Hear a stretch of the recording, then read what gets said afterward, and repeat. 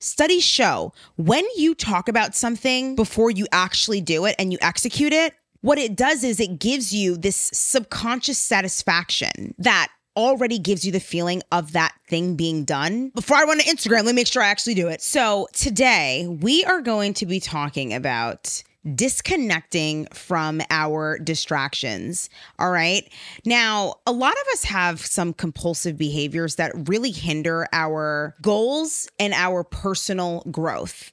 All right. So we're going to basically break this down into two personas.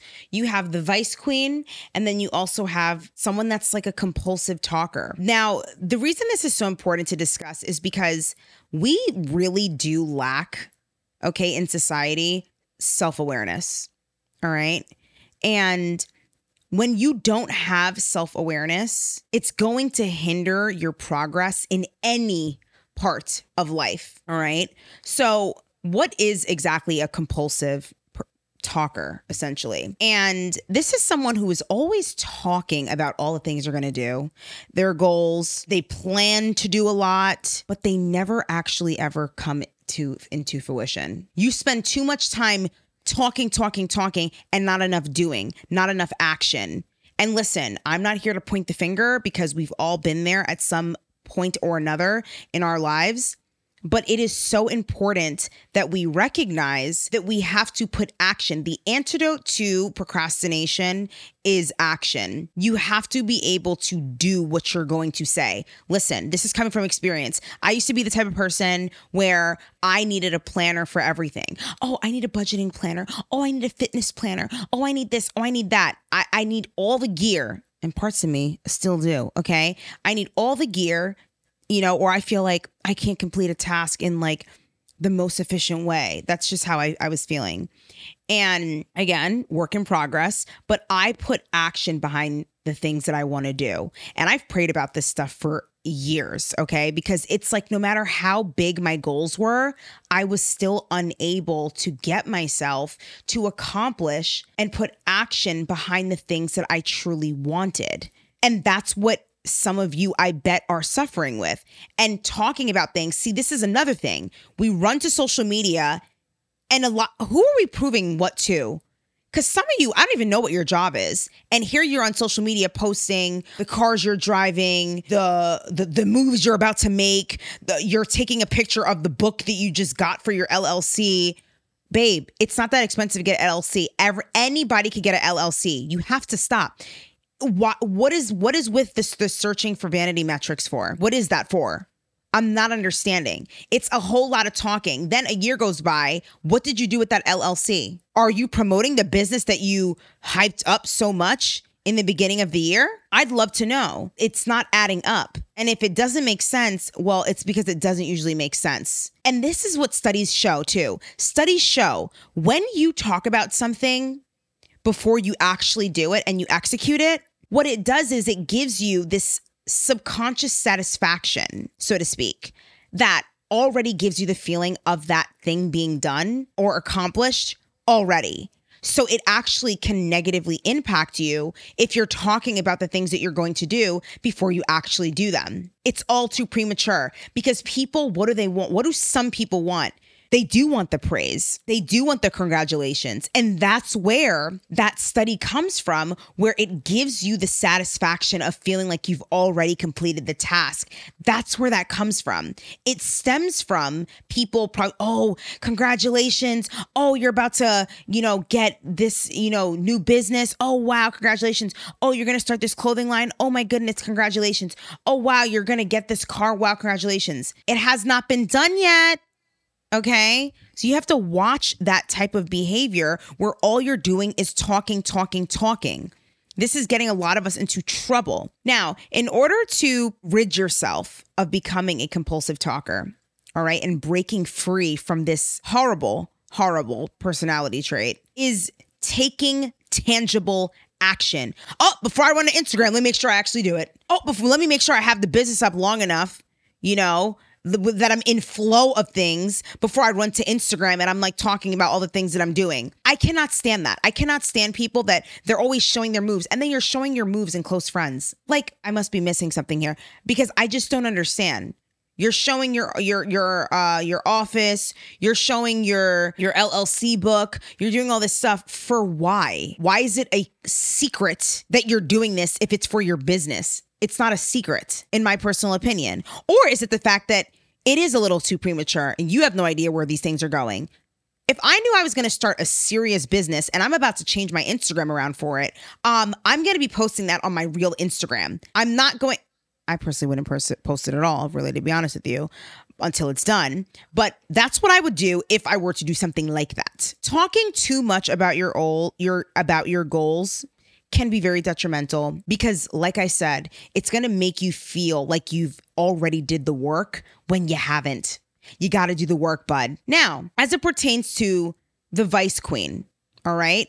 People that have vices don't realize that these vices are going to, they are going to act as obstacles toward their personal growth, all right? We all know this. This is not groundbreaking information here. The impact of having vices, all right, like smoking, drinking, partying excessively, doing the do, being very promiscuous excessively, all these things in excess, and really to be even overeating, all right? Spending too much time on social media. We all get that alert to our phone.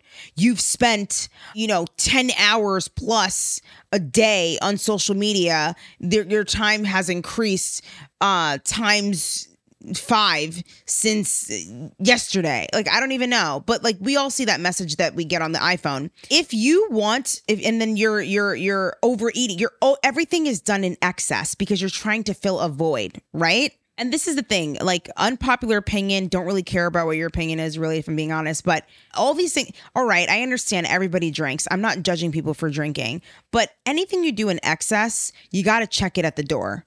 Okay, it doesn't make sense that every single day you have to have a drink or you can't let loose. It doesn't make sense that you cannot be in a social environment and you just can't let loose. It does not make sense. You mean to tell me that you're trying to crawl out of your own skin that badly? Because that's what it's giving. It's giving, I can't be in my own skin. Like that's why I've always taken a notice of like, even guys that like they have to have a drink to like turn their brains off and things like that. You should be able to regulate this type of stuff on your own. End of story. Heal your nervous system. All right. That's why people run to vices like that. Oh, I can't self-regulate, so I gotta have a drink. Now you're drinking too much. You have some people that take drinks and they don't even get drunk. That's how drunk some people, start to get. They're not even drunk anymore. They just have to have it for the taste. They're getting the shakes in the morning. They're pouring tequila in their tea so that they can get their rocks off. What is going on in here? All right. Smoking. I'm sorry, ladies. It is unbecoming that you're sitting there in the hookah lounge going, in the hookah lounge. What is going on? I'm sorry. Like, I do take issue with it. Yeah, you're hearing it from me. I do think it's weird. I do think it's weird. Again, like, sounds pretty judgy, but I just don't think it's becoming. I know you're not watching my channel and you're smoking hookah. I know you're not watching my channel and you're smoking anything, period. What's going on here? Are our lungs, the inside, you know what the inside of flesh feels like? Okay. Well, flesh is not really meant to inhale smoke. I'm not really sure if you like caught on to that or not, but that's like not a thing. Just to let you know, it's really not. I don't believe in smoking anything. Okay. I've had enough of the justifications and, oh, it's not really that serious. Oh, it's healthy for you. I'm not doubting that there are medicinal benefits to certain things under certain conditions and in certain contexts, but you're just sitting here doing this recreationally and you think it looks cute and it doesn't. Because let me tell you something, time waits for nobody. And next thing you know, you're going to be 35 years old in a hookah lounge, blowing smoke in the air and trying to make shapes, hearts and smiley faces and stuff. You have to stop. You have to stop. Get to work. Do some real work. All right. Spending time too much mindless time scrolling through social media. You're watching everybody else live their dreams and yours is flying on by. Time waits for nobody. Cut it out. You're overeating. You want to lose weight, but you can't stop eating. Again, compulsive behavior. It doesn't make sense. You have to turn around and say at a certain point, wait a second, I think it is me that is getting in the way of my own goals. You are the architect of your own misfortune. Get back in the driver's seat and start to figure it out. All right? All these things that are basically vices, they're things that people do to escape. They practice escapism as a religion, practically. All right? They're going to hinder you. They're always going to hinder you. Even, vices that tend to be healthy can also be tricky too, because there has to be a balance. All right. If you are doing too much healthy thing, if you're doing too many things that you consider to be healthy, they can also make you procrastinate on other things. Let me give you an example. So let's just say you're a planner, right? You want to plan the rest of your week. You're paralyzed, analysis paralysis, because you have not been able to start anything because you didn't get the plan right. You couldn't write it down in the color coordinated way. Like you were not able to do it in the way that you want. So you're just not going to do it at all. That's a spirit. That's a spirit. Yeah, it is. Don't know if you knew that, but it definitely is, because it is procrastination. And the thing is that it disguises itself in such a way that you think it's justifiable.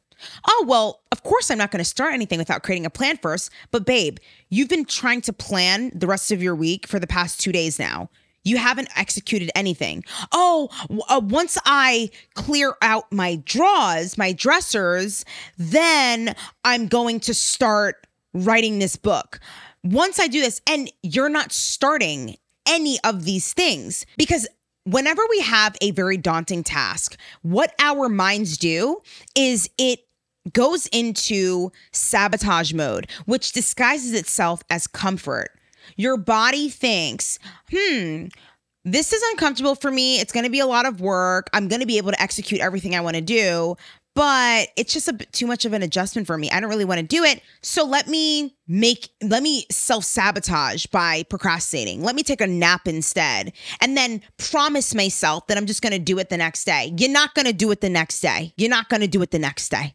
Cut it out. You are not going to want to do any of the most difficult things that you're going to do any more the next day than you are right now. That's the mindset that you have to adopt so that you can get things done. You're not going to want to do it any more tomorrow than you are right now, okay? Depending on the task. But like I said, and this is why they say also, you want to start out with your most difficult tasks first in the beginning of the day rather than the easiest things, because then you're going to spend the remainder of the course of your day executing the easy things that don't even really need that much of your willpower. Even when it comes to excessive exercising, where people will use exercise as a vice to avoid doing other things, as opposed to just keeping a regular, healthy exercise habit and keeping your body and your mind healthy. People do stuff like this all the time.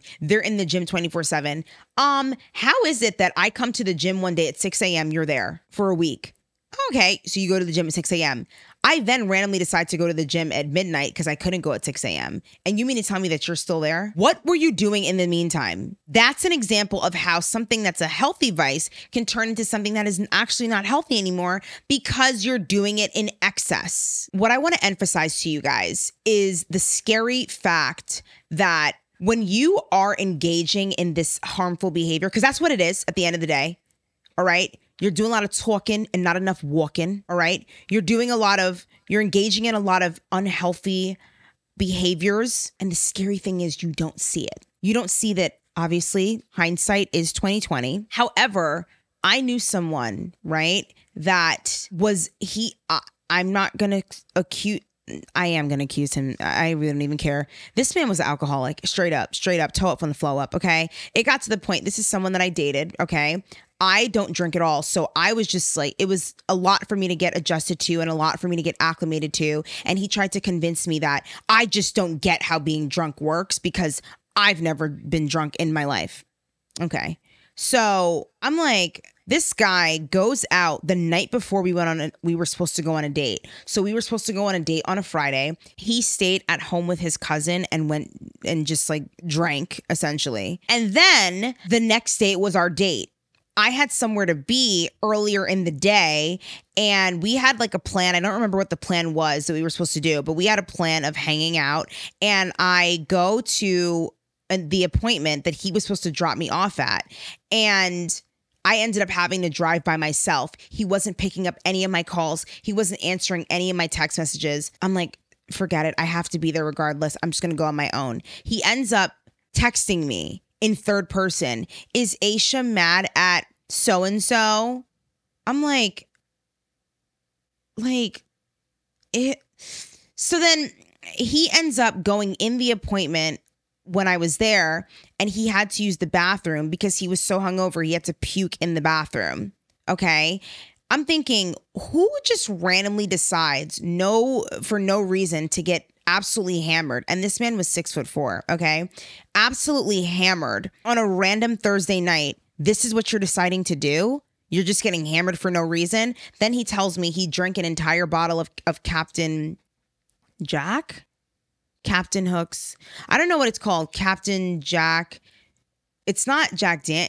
I don't know. One of those types of things. Captain Hooks and Jacks and stuff like that. And he legit was like, I drank a whole bottle of it. And I was so offended in that moment because I'm thinking, what made you think that the best time to do this was that night? Knowing that you had to see me. Oh, you're not thinking about me at all. Oh, because you literally don't even care. And these people are in such denial.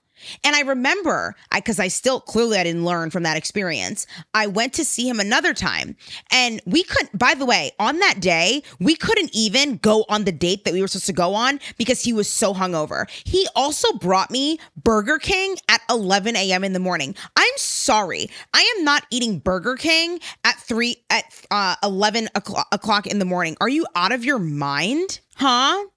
Okay. And then he's like, I'm just like, wow, so you really must think it's 3 a.m., huh? Like, you're just like in a drunken stupor and you just go and get fast food. That's what this looks like to you, huh? You know what? I am so sick of him. Like, I cannot. So, long story short, you don't want to be like that person because he is so in denial about himself and reality. He does not realize that he has an alcohol problem and he doesn't see it. And he thinks that anyone mentions anything to him about his drinking, he's the first one in the bar at happy hour and the last one to leave. He doesn't see an issue with it. He's just having fun. Oh, I'm just boring.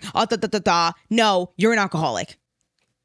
And I said what I said. Now, next. There's a common thread between these types of compulsions, the people that are talking a lot and not walking, and the people that like to have vices and they use it as a form of escapism. And let me be very clear here. We all do have vices, but life is really about balance and self-realization, okay? Self-awareness, like what we talked about. Even when it comes to, now that I'm thinking about it, excess spending. How about that? The whole affluenza. You ever heard of that before? Affluenza, where you're literally, from whatever it takes, you're trying to keep up with the who? Because I know it ain't the Joneses. I know it ain't the Joneses, girl. You're trying to keep up with the Joneses, girl. Like, at some point, and I believe this so heavily with conviction, at some point, you gotta have solitude, right? There has to be at least 1 year of your life where, hey, you're not going out like you used to every single night or every single weekend. You're not trying to keep up with everyone and go to every dinner, go to every brunch. And I know alcohol is very expensive. So the drinks you're drinking are what? They're $7 to like $20 ranging. That's how much drinks can be, I think. All right. You're spending all this time and money. It costs, let's be honest here, ladies. It costs to be the boss. No, I had to. It costs to show up to the date, right? God, I show up to a date with like $1,000 on my face of makeup. Like, you know what I mean? Like, it takes a lot of effort. It takes a lot of time. When you go out, you want to look cute. You're buying all these new outfits. Great. But there has to come a time where you at least take a year off and you buckle down. You start saving more money. You're going out less. You are more selective about where you're putting your energy. You understand what I'm saying? The compulsive spending and trying to keep up with the who's and the ha's, it doesn't add up, okay? It doesn't add up. It's not adding anything into your pocket by any means. It's really not. You have to get it together, all right? Now, back to what I was saying. The common thread between these compulsions are lack of control and focus. When you have a lack of control over something, you are going to succumb to whatever those consequences are, right? That's exactly what's going to happen. When you have, a lack of focus, because you have a lack of control comes with spirits of repeating the cycle, circling the drain, feeling very overwhelmed by your circumstances, feeling helpless, hopeless. So you just continue and engage in these types of behaviors, these detrimental behaviors, because you keep self-sabotaging yourself. You have to buckle down and focus. Focusing is going to enable you to figure out how to formulate control over your life. And the interesting thing too about this is the people that have the least control over their lives and themselves tend to be the most controlling over other people. Don't be that person. Don't be that girl. When we said be that girl, that was not the girl that we were talking about. That wasn't her. I want to emphasize the importance of setting clear goals and a structured approach to conquering compulsive tendencies. And in addition to that, I want to also mention that self-compassion, self-awareness, self-acceptance is all a part of the journey of moving away from engaging in certain vices and engaging in vices, period. Vices are crutches. And what have I said in the past? If you keep the crutch, you'll stay injured. If you keep the crutch, you will stay injured. Even when you're healed and you're fine, you're just limping. You're limping. You're limping. Why? Why? Because you still want to hold on to the things that are old, and the new you doesn't need that version of yourself anymore. You have to let her go. Let it go. Let it go. What's the rest of the lyrics? Right. Let it go. All right. When you are able to set clear goals for yourself and you're able to buckle down and you're able to focus, 2024 is around the corner. This year came and went. Loved this year, by the way. This year came and went, honey. And are you happy? Are you satisfied with where you are right now? Are you happy? Are you satisfied with the progress that you've made thus far? Every single decision that you've made has led you to this exact place where you are right now. Are you happy? And I want you to answer the question. Are you happy? Set those goals. And I know hearing it is so daunting because everyone's saying the same thing, right? At this point, it's just about who you connect with. That's just the truth. When you're writing things down, I know it feels annoying, but no one said write down 100 things. Write down 3. I want to accomplish this. I want to accomplish this, and make it tangible. Get as granular as possible. Like the book Atomic Habits says, James Clear wrote, you want to be 1% better every day. That's going to add up. That's 1% better, 1% better. But when you look in hindsight, it's 1 and 1 and 1 and 1 and 1. That's 5% better, 6, 7, 8. Okay? You guys are picking up what I'm laying down. That's how it goes. All you have to do is be 1% better than you were yesterday. Can you do that?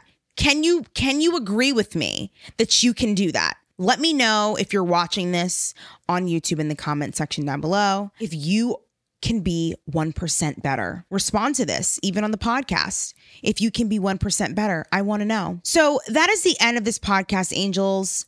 I hope that you guys really enjoyed it. I hope that this was the kick in the gut and the butt that you needed. And with that being said, do not forget that I love you and God loves you. And I'll speak to you, beautiful angels, in my next podcast episode. Mwah.